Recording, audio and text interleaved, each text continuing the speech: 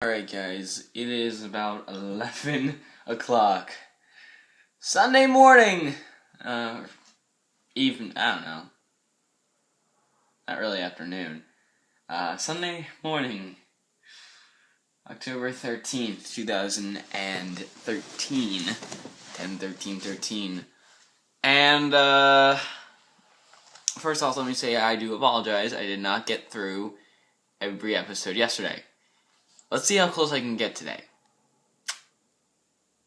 Speaking of, today now, the episode that is going to be released today is going to be the season finale.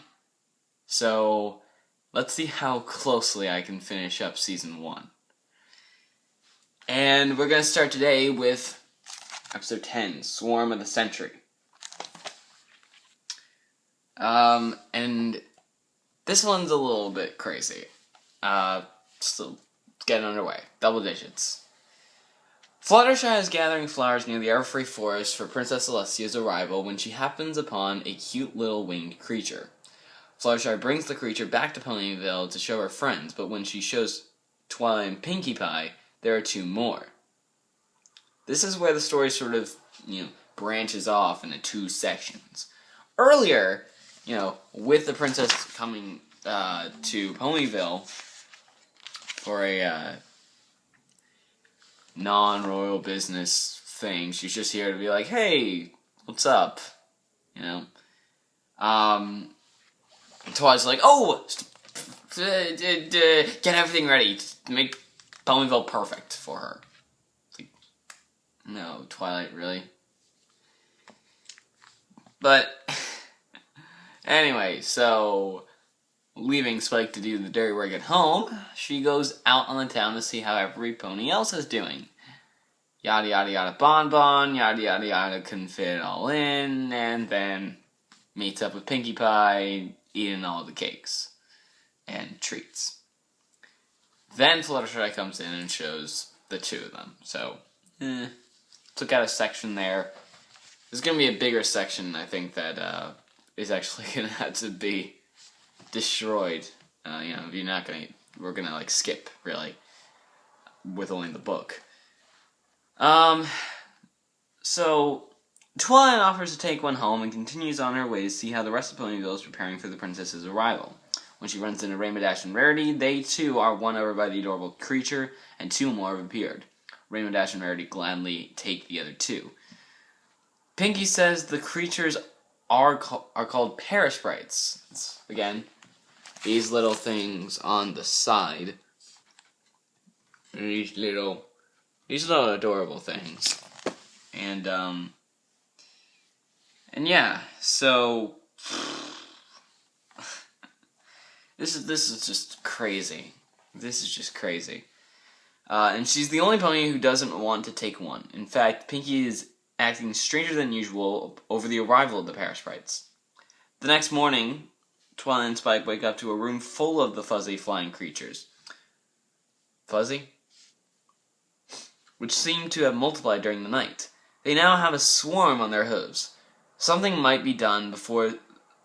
must be done before Princess Celestia's arrival. So Applejack herds the creatures back to the Everfree Forest, after confirming that Rarity and Fluttershy are both having the same... and Rainbow Dash. Confirming that the other 3 have the same problem as Twilight.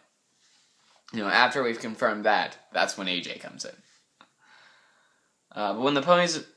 and then, of course, they do the whole Katamari Damacy reference, But when the ponies arrive at Fluttershy's cottage... I almost said college. The creatures are everywhere again. They infest... And then the tornado thing... We call them the Weather Patrol. That fails. They infest... And then they infest Ponyville, eating all the apples and food. To every pony's surprise. And then, Twilight tries a spell to keep them from eating the food, which then has them eat everything that isn't food. To every pony's surprise, it is Pinkie Pie who solves the problem. Also, Zecora pops in here. And they're doomed, but then Pinkie solves the problem. Pinkie might look like a wacky one-pony marching band, but her music calms the parish sprites as she leads the swarm out of Ponyville, just in time for Princess Celestia's arrival. Technically, this might be a song, but I think it was a song because of what Brony Mike did. You know, na na na na na na na na na na, that whole thing. And the friendship lesson is this. This is actually the first one to actually be delivered to Celestia in person. Dear Princess Celestia, I've learned that sometimes the solution to your problems can come from where you least expect it. It's a good idea to stop and listen to your friends' opinions and perspectives, even when they don't always seem to make sense. And that's Swarm of the Century. Got that done in 6 minutes. Now, what do I think of this? Personally, I think this is really good. This is a great episode to have, really. It might be the best yet, and really, it is the best episode out of the first 10. I'm going to have to give this an 8.5 out of 10. This is amazing. I love this episode. This is a great episode. It's written by M.A. Larson, who I met at BronyCon on his birthday. And it's crazy. The dude is hilarious. Mitch is just amazing, and he's funny, crazy. I like this guy. I really like Mitch. He's a really cool guy, and you know, I really I mean, he's just great. And with this episode, Swarm of the Century, it made me think that this was going to be a really good series.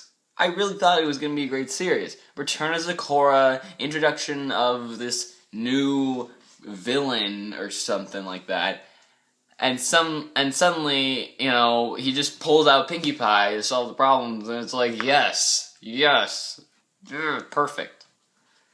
There were some flaws to it that I could really point out. I mean, just, you know, if they had listened to Pinkie at the start, there wouldn't be an episode. That's really my only problem there.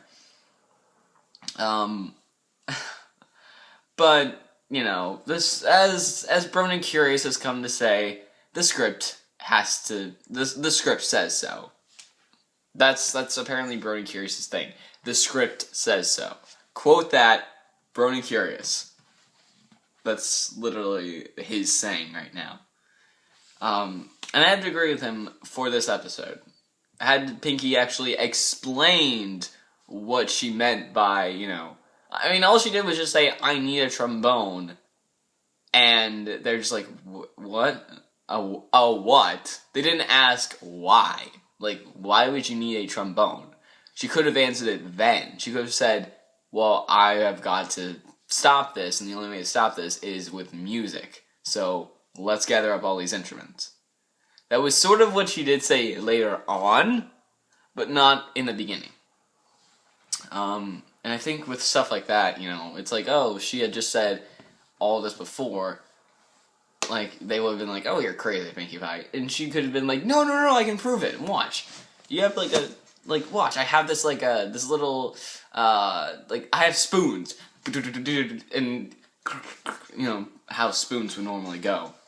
I might actually have some. This is just gonna be hold on. I have some? I actually do. Hold on for a sec. I get another one here.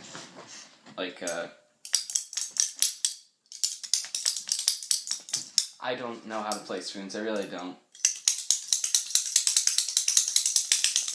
Like that or something? I don't know how to go.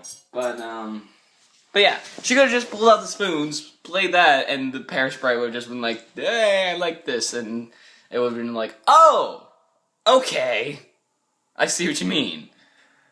But of course, the script had to say, nope, can't do that. Gotta just run out of there, find that trombone, but whatever. But other than that, I mean, it was a really good episode, and I really have to give Mitch some credit for that. I think his next episode was... I think it might be his next episode.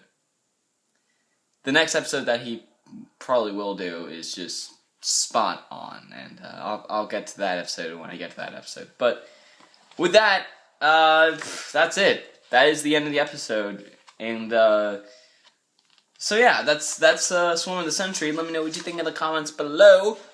And up next, the show that really said, hey, music is really good in the show. Production code 111. Winter wrap up. It's gonna be one heck of an episode, and yeah, we're almost there. We are almost to that one episode that got me into the show. We are right there. We are that close. See you guys in the next episode.